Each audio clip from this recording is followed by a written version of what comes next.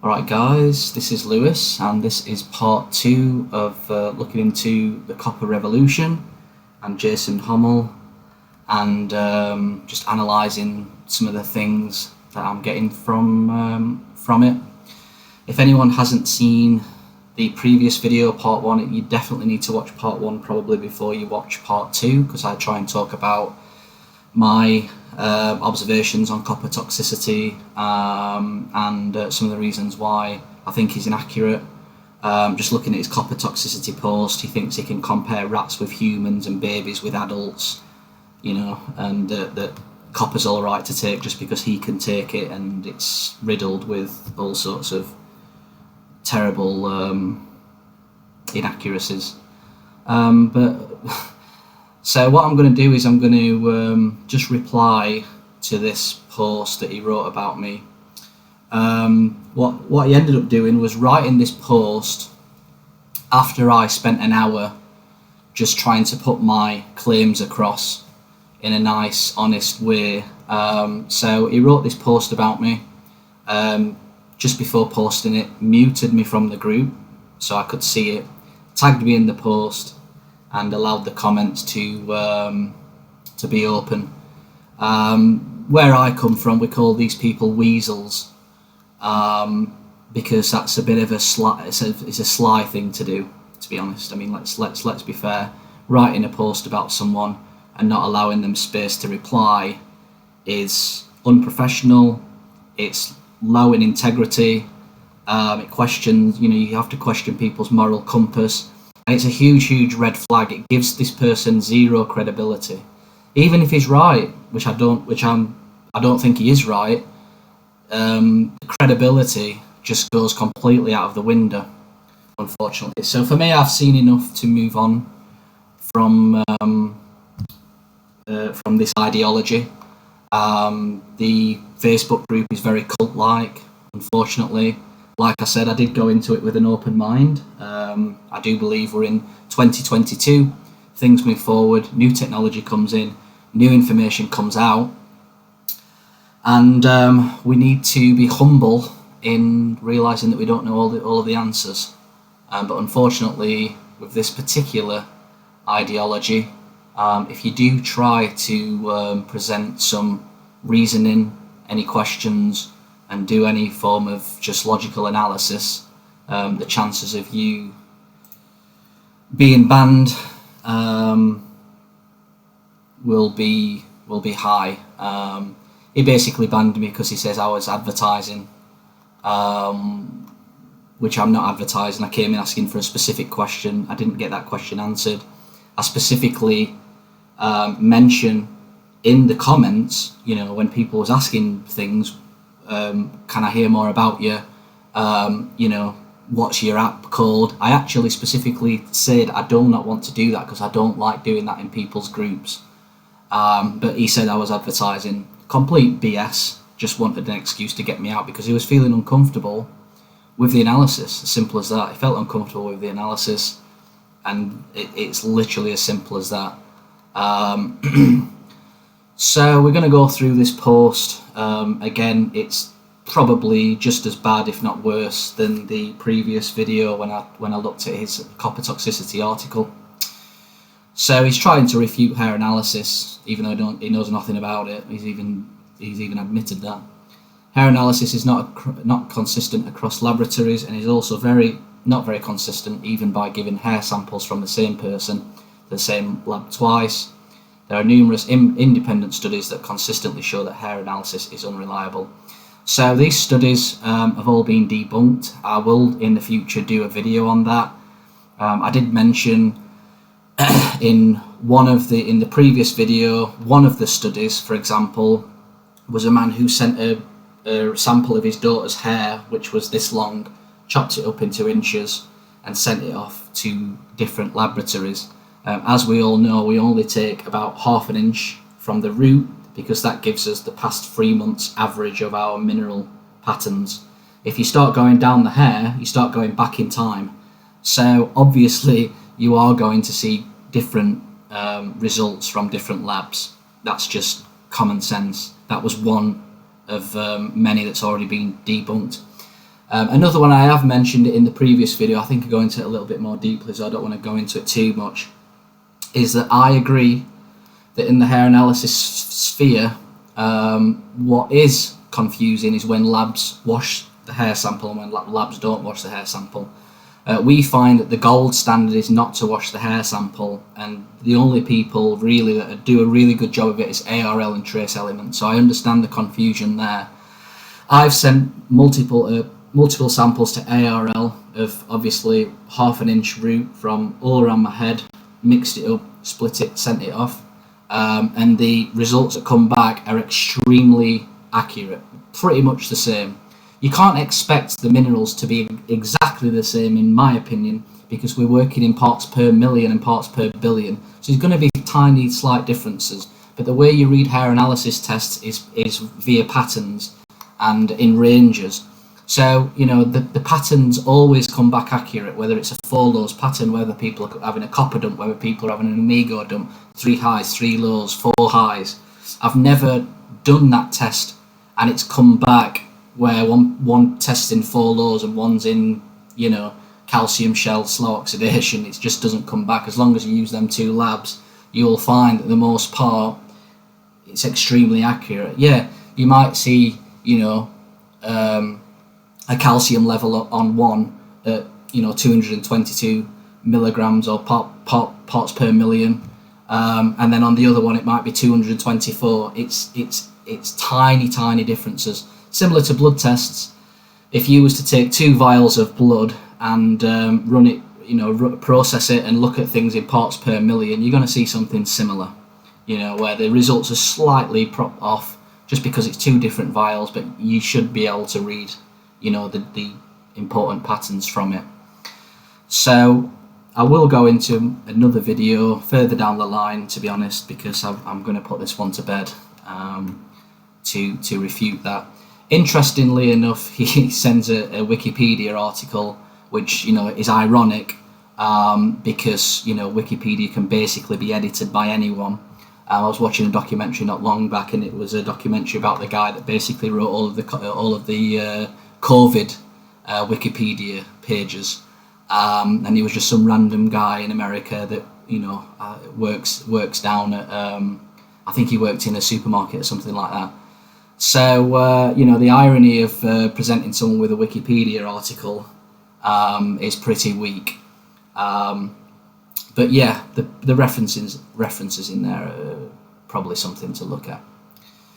So let's have a look at this. Furthermore, the underlying assumptions of hair analysis are based on provable false assumptions, as their own practitioners admit. They admit the body can be high in a mineral that shows low on a test, and vice versa. That the body can be low in a mineral that shows high on a test, and they admit their analysis requires a lot of interpretation, and that the same test can be interpreted differently, and you get different advice from the same test if it is analysed by a different person. I'm not quite sure what he's trying to come at here, but, you know, hair analysis tests need a skilled, advanced practitioner to read them. It's not you know, difficult to realise that the human body is an extremely complex system. So you can't just read things at face value. You have to read them in concepts and stories. But hair analysis is mathematical. So as long as you've got the mathematical, you know, as long as you've got the maths in there, you will extract the correct information. You know, so yeah, there probably are practitioners that don't know how to read things properly. Just like in any, you know, just like you can go to a doctor's office, you know, and you can go and see 20 different doctors and they'll all tell you different things. Now that is horrendous. Obviously I wouldn't expect that from a hair analysis practitioner. They're always going to say you're in 4 lows, you're in a copper dump, you know, you've got a low NAK ratio, the basics, but correct, when, you know, things can get much deeper, much more advanced. And I think this is one of the reasons why Jason feels uncomfortable with me analysing his work, because I've been doing this for 11 years. So, you know, I'm not the expert in hair analysis, but I've wrote software, I've wrote applications about hair analysis using the mathematics that all the practitioners that work with like ARL and trace elements, we use the basic mathematics to figure out follow patterns, copper dumps, allow NAK ratio. They're all the same ratios across the board. So yeah, I hope that's covered that. But it's a little bit strange trying to make the point that it's somehow wrong because it requires a lot of interpretation. In many ways, I find that a good thing, because it means that you're getting a very thorough test, and it needs a true expert to look at it. You can't look at a rocket engine and say that it's useless because you can't understand how to work it properly. That's a bit of a fallacy. So it is reproducible, it is reliable. It flat out does not fit the scientific method, which is ironic that you talk about the scientific method, because you say flat out there isn't a test accurate for copper. Therefore, how can you create a book about copper if you don't even have a test to prove whether people are copper toxic, copper deficient, high in copper or not, and you use zero diagnostic tests with your clients, whatever you want to call them, in your work? So, the fact that you're trying to talk to me about science and reasoning is very rich, because you, as far as I can see, don't have any scientific backing, when all of your work must be based on anecdotal evidence, because you don't think there's any tests out there reliable enough to test for copper. And I'm obviously presenting reasonable and logical arguments, because when I was talking in your group, a lot of people, I didn't get much pushback, because people knew that I was being reasonable about the questions, and there was useful ones. You even firstly replied saying thanks for the interesting question, probably because you wasn't quite aware of how much I was going to go into it and how much you don't know. So that's unfortunate. It's more like palm reading or tea leaf reading. I think I've answered that question. I'm glad I was patient enough. You definitely weren't patient enough, because it took you about 5 minutes to start laughing at me and mocking me. So that's not patient, it's not professional, and it's not integral. To allow Lewis Moon a second day on our forum, this is a very egotistical, arrogant sentence to make. I want everyone to analyse me as much as possible, because I want people to find holes in what I present, because it's the only way for me to get better at what I do. It seems to me that you've figured out a conclusion in your head, moved towards it, and shut yourself off from any investigative research.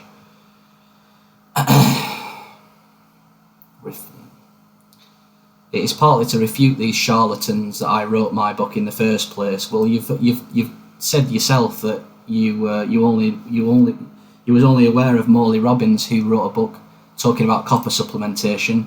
In reality, there's hundreds of people that talk about copper supplementation. So, to say that you're trying to refute these charlatans is ridiculous, because you clearly haven't done your research properly. I will now expose many examples of this poor reasoning. HTMA, they admit, does not test fluoride, one of the key toxins. That's correct. I do talk about fluoride quite a lot in the last video, and I talk about how it's impossible for fluoride to be the problem. So if you watch that video, you will see me talk about that. Number 2, he first says that many people will benefit from copper. So let's read this again. He first says that many people will benefit from copper, but he then claims that copper is bad for both fast and slow oxidizers, whatever that term means. This is worrying. So I do not say that. If you watch the video, you will notice that I do not say that at all.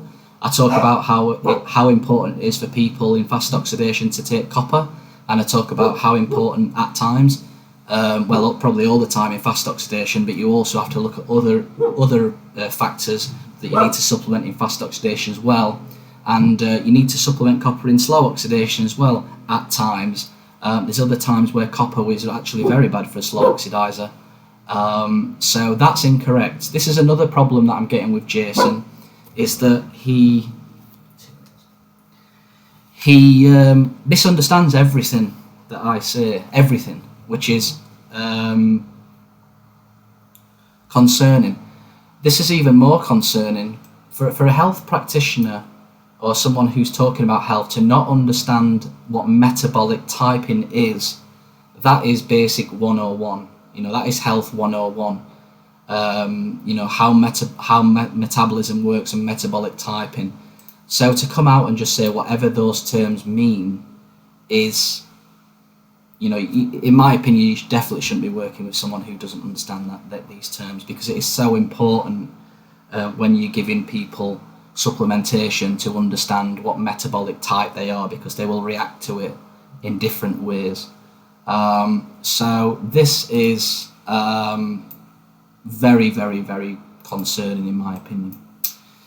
Number 3, he says that feeling bad is evidence that something is bad, but then contradicts himself by claiming that his own nutritional advice often causes to feel bad as they dump copper. Now, this is incorrect. Again, he completely misunderstands what I say. I feel like I'm talking, it does feel like I'm talking to a child at times, I'll be completely honest with you. So what I say is, you can't, he puts people on his protocol and people feel bad. It's evidence that something could be wrong, and the way that we figure out whether something's wrong is by giving people a hair analysis test. If that if you understand that. When you give people your protocol and they feel bad, that is 100% evidence that something could be wrong. And the way that we figure out that is by using the hair analysis test. If you look at hair analysis test and you're giving copper to someone who's severe slow oxidation with a high NAK, you can safely say that it's most likely the copper that's causing it. So we'll switch to zinc temporarily to bring that NAK ratio down, and then we could potentially implement copper again once it's into balance. Or you look at a test like this, and they're showing a pattern that's showing that they should be taking copper, but they're going through a mercury dump, or they're going through a nickel dump.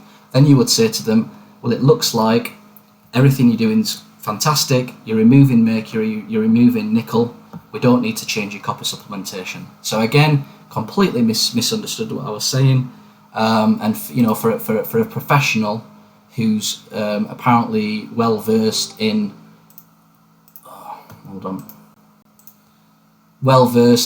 all of the literature, then again this is pretty concerning. So number 4, it just goes on and on and on. He claims that HTMA has 30 years of experience. I'm pretty sure he's got this from my website. I talk about on my website, which he's probably gone to. And if he's misunderstood this, then the English level is pretty poor. 30 years combined experience. This is at my About Us page. This is talking about me and my business partner Luke. We have around 30 years of combined experience using hair analysis. If I mentioned 30 or 40 years in a video, it would be relating to Dr. Paulette, the pioneer in hair analysis. But everyone knows, well, I know in particular that hair analysis was obviously much before that, but that's what I was referring to. So again, completely missing what I'm trying to say, misinterpreting a lot of it. This is wrong too. Yeah, we've talked about that. Now we start getting into some religious stuff. Allow me to explain Protestant Reformation. By the way, I am a Christian myself. I talk about Christianity and God a lot on my channel. But I'm pretty sure he thinks I'm the devil, because I'm not actually talking bad about copper, but I've had plenty of information from people saying that anyone that basically talks bad, he just thinks they're from the devil. That's the reason why it's called his website Revealing Fraud, which again, you lose credibility when you start name calling like that straight away. So I'm pretty sure this whole approach is just going to lose steam after a while once the truth comes out. I know people have sent me messages saying that there was a practitioner that used to be in the group who wasn't an expert, a moderator. He ended up getting really sick, left the group. So the truth will reveal itself after a while. Lewis Moon repeatedly misrepresents that word. He continually says giving only copper. No, I know that you give other things. It's written in the description. It's also written in the description, this is a high copper group. So I can take from that you give copper to everyone. That's what I'm trying to get across. You give copper to everyone. Really glad that you posted this article. It's one of the worst articles I've ever read, to be honest. Feels like it's written by someone who is in primary school. There's no references whatsoever, which I'm okay about. I know it's difficult to compile a lot of references when you're writing articles and stuff, but regardless of that, I basically completely torn apart this article in the previous video, because it's so inaccurate in so many ways. I can't even begin. And it's about as it's about as scientific as I don't know what, but comparing rats with humans and comparing babies with adults and talking about how he's took copper and it's made him violently vomit and all sorts of stuff, talking about he doesn't even know a valid test for copper, which basically completely invalidates his whole approach, because it basically means that he's basing everything on anecdotal evidence. So if that's the case, then I don't really know how you can present any data or studies. So one of the worst scientific articles I've ever read, ever. In fact, it is the worst. He does not seem to be aware that the basic fact that RDA copper. I've talked about all of this in that group. The problem is with Jason is that he thinks because we take, and I don't know if it's true or not, but because we take the low recommended daily allowance of copper, then how can we have copper toxicity? Because he's seen it from a day-by-day basis. You need to realise that hidden copper toxicity, hides away in storage sites, and we're talking over a period of 10, 20, 30, 40 years until the symptoms start creeping up on people, mainly due to things like adrenal burnout, liver congestion, poor nourishment, the list goes on and on and on. I'll talk about that more in the previous video. The HTMA guys, including Lewis Moon, have no understanding of fluoride toxicity, boron. Well, I know about boron. I know about fluoride. Iodine, I know about iodine, and I know way more than Jason does about copper in the context of detoxing fluoride. Well, I've talked about how it's impossible. Your theory is impossible with regards to fluoride, which I talk towards the end of the video on the previous one. So go and check that out, and you'll see that it doesn't add up. It does not add up at all. And I'll be testing for this anyway, because I'm going to get people to do a fluoride test while they're doing a copper dump. So there'll be a video about that soon. And I can pretty much guarantee that we're not going to see any increase in fluoride. He's fortunate he is in the UK, where they have only just begun to fluoridate. Well, again, this is other proof. If you think that fluorine is the problem, then why do I get the same HTMA tests from the UK, the USA, everywhere? He seems to be unaware that copper is a detox agent. I understand that completely, so that's incorrect. His theory of stuck copper redefined or rephrased as toxic copper has no evidence, nor did he prove any. It's other toxins and copper deficiency. Chapter 18 in my book goes up in the kidneys 7 times after exposure to mercury. The evidence is probably about 1 million tests from ARL and TEI. That's probably where you're going to find most of your evidence. The evidence also is liver biopsies in people with Wilson's disease. There's more evidence there. The evidence is the thousands of hair analysis practitioners that see copper dumps coming out every time, and it's impossible to be fluoride toxicity, as I talk about in the previous video. That's where the evidence is. The evidence for your book is just you taking copper and feeling good on it, basically, because you say that there's no proper test for copper, so everything else is anecdotal. So that's your evidence. Number 10, I would remiss if I did not explain where we have common ground. Yes, zinc is calming and helps people sleep. It does when they're in a high NAK. If they're in a low NAK, it'll make people feel terrible, and if people are in a high NAK and take copper, they won't sleep. Or if they're in a low NAK and take copper, they'll feel much better. But if they're also supplementing with zinc in a low NAK, it's likely going to keep the low NAK low or even low, and it's going to make them feel terrible. But he presented this as if we are unaware of this, but we teach this routinely. No, I am aware of it. I'm just saying that you don't understand how to give it to people properly.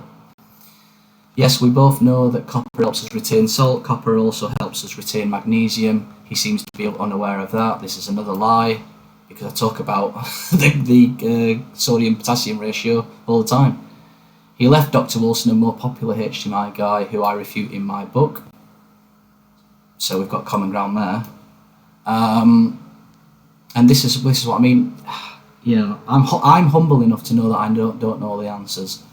And I'm a little bit disappointed I'm actually making this video, because I don't go around doing this sort of stuff lightly. I came into the group asking for answers. I didn't get them. I was mocked, laughed at, banned. I had a post written about me. You know, when we're talking about something as important as copper, which is, you know, most of you know, a lot of what I talk about in my healing programs, even though it's one of many things, then I have to refute that. You know, the reason why I haven't written a book is because I know that I don't know all the answers yet. It's pretty easy to write a book in a specific way and get a lot of following, but I'm not there yet, because I know I don't know all the answers, and it's clear to me that Jason didn't really do his research on copper and copper toxicity. One, because he thinks it's only Morley Robbins that talk about supplementing copper, and it's completely false. I mean, thousands of HTMA practitioners do it, thousands of functional medicine practitioners do it. It's well known. You know, we know exactly when people are going to throw up on copper. We know when not to take copper. We know when copper is absolutely vital to take to get someone out of a specific pattern. It's so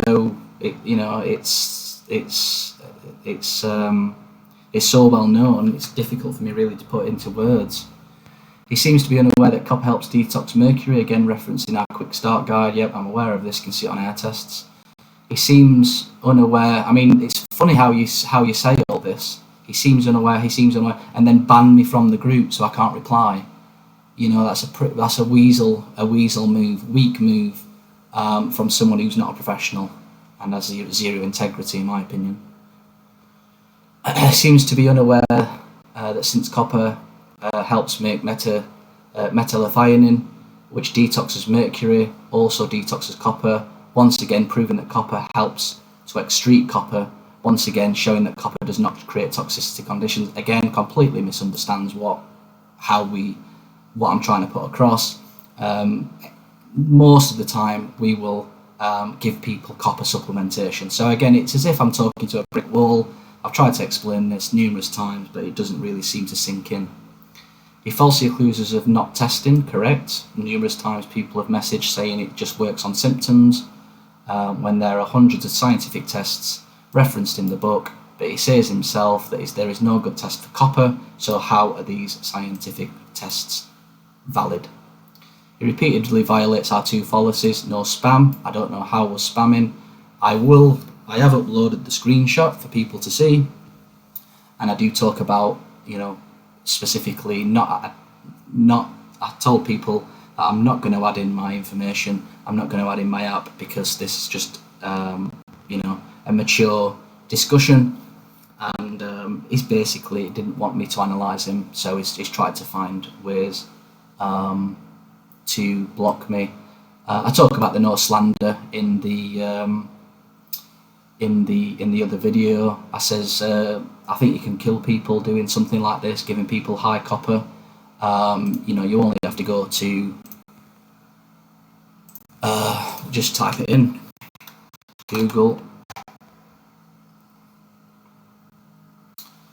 So slander is when you say something about someone that's incorrect and doesn't have really any scientific backing. So just go to WebMD, type in copper toxicity. I'm sure this is a good enough credentialed website for him. Scroll down and we've got fatal when severe. Too much copper toxicity can be fatal. So there's no slandering going off there. There's scientific backing for that, and also it's an opinion. So he's blocked me, posted this post like a little weasel, so I've had to reply on YouTube. I have said that zinc lowers anxiety. Yes, it does when you got a high NAK. So does copper. Yes, it does when you got a low NAK. Why? Both detox. After detox, he talks about how copper detoxes, but doesn't actually do any diagnostic testing. So makes no sense. Anxiety is far lower, as many of our members report. I would definitely go against that. I'm going to be going through the group. Probably I'll do one more video just highlighting some of the stuff people are saying, because it's just shocking. Never seen anything like it in my life. Also, zinc increases testosterone, that's correct, and that raises confidence and lowers anxiety. Wow. Perhaps I could teach this better. This was one of the more valuable bits of information we have learned from this exchange. So, if I'm reading this correctly,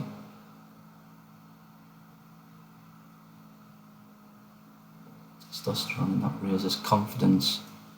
Right, well, I do agree with this, but you've got to give zinc in specific patterns. If you give zinc to someone in the low NAK, they're going to feel really depressed.